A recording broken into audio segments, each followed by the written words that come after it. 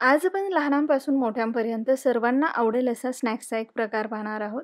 बनवायला सोपा आहे आणि यामध्ये आपण फूड कलर किंवा कॉर्नफ्लॉवर याचा अजिबात वापर केलेला नाही. जेवढं आपल्याला शक्य होईल तेवढं याला हेल्दी बनवण्याचाही प्रयत्न केलेला आहे. आपण सुरुवात करूयात. त्यासाठी इथे एक गड्डी मी पत्ताकोबी घेतलेला आहे. पत्ताकोबी स्वच्छ धुवून घ्यायचा. त्याचा पानाचा जो वरचा एक लेयर असतो तो पूर्ण काढून टाकायचा आपल्याला आणि त्याला किसणीने किसून घ्यायचं किंवा तुम्ही चॉपरने एकदम त्याला बारीक चॉपही करून घेऊ शकता. आता इथे मी याला किसणीने किसते. किसणीने किसताना अगदी त्याला खूप बारीक करायचं नाही. किसणीची जी मोठी बाजू असते त्याने किसून घ्यायचं. म्हणजे खाताना थोडासा क्रंच यायला हवा. अशा पद्धतीने इथे सर्व जो पत्ताकोबी आहे मी किसून घेते. आता सगळा पत्ताकोबी किसून घेतलेला आहे. आता याला आपल्याला मोजून घ्यायचं आहे. वाटी, कप काहीही घेऊ शकता मोजण्यासाठी. असंही न मोजताही तुम्ही घेऊ शकता सगळं साहित्य. पण जे नवीन असतील बनवणारे त्यांना अंदाज येत नाही. त्यामुळे इथे मी वाटीचं प्रमाण देते. आता एक वाटी घेतली त्याने मोजून साधारण 4 वाट्या एवढा हा किस घेतलेला आहे मी.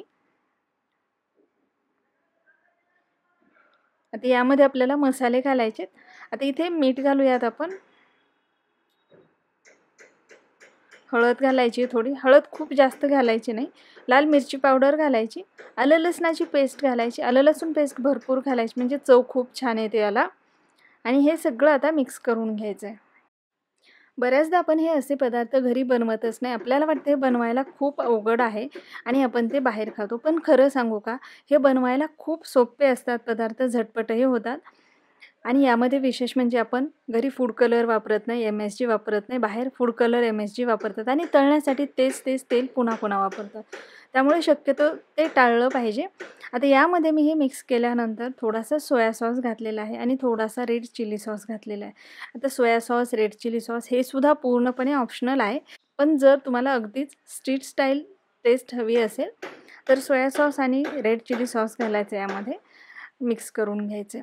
आता यामध्ये मी 1 कप एवढा मैदा घातलेला आहे आणि 1 कप एवढी पोह्याची पावडर घातलेली आहे. पोहे हलकेसे गरम करून घ्यायचे आणि मिक्सरमधून त्याचं हलकंसं रवाळ पीठ तयार करून घ्यायचं. पोह्याचं पीठ घातल्याने आपले जे पकोडे आहेत छान क्रिस्पी होतात. त्याला टेस्टसुद्धा खूप छान येते.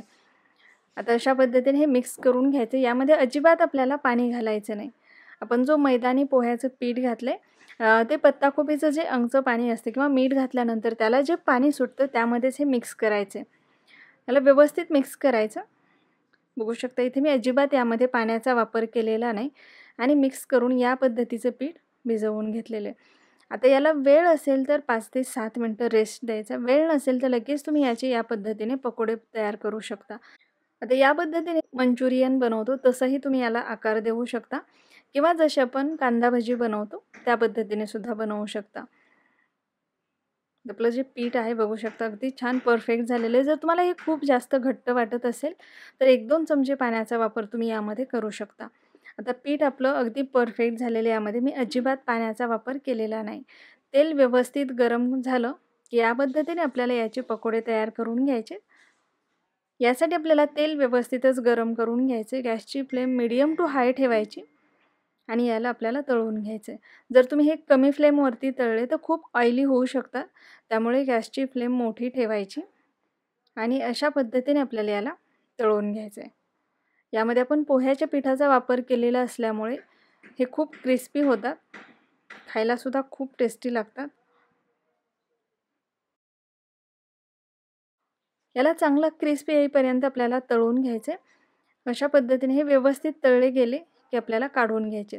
जर तुम्ही याला खूप कमी तळलं तर हे क्रिस्पी होणार नाही. त्यामुळे याला व्यवस्थितच आपल्याला तळून घ्यायचे. यातलं तेल पूर्णपणे निथळून घ्यायचे. एखाद्या चाळणीमध्ये काढायचे. म्हणजे ते खूप वेळ क्रिस्पीही राहतात. तेलही व्यवस्थित निथळलं जातं. आता अशा पद्धतीने इथे सर्व पकोडे मी तळून घेणार आहे.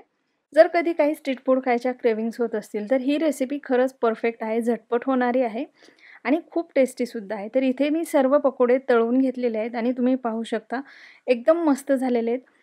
क्रिस्पी आहेत आणि जसं बाहेर मिळतात त्यापेक्षा सुद्धा खूप जास्त टेस्टी आहेत. तर नक्की करून पहा रेसिपी. जर तुम्हाला आवडली असेल तर नक्की लाईक, शेअर आणि चॅनलला सबस्क्राईब करायला विसरू नका आणि सगळ्यात महत्त्वाचं म्हणजे तुमच्या कमेंट्स नक्की कळवा.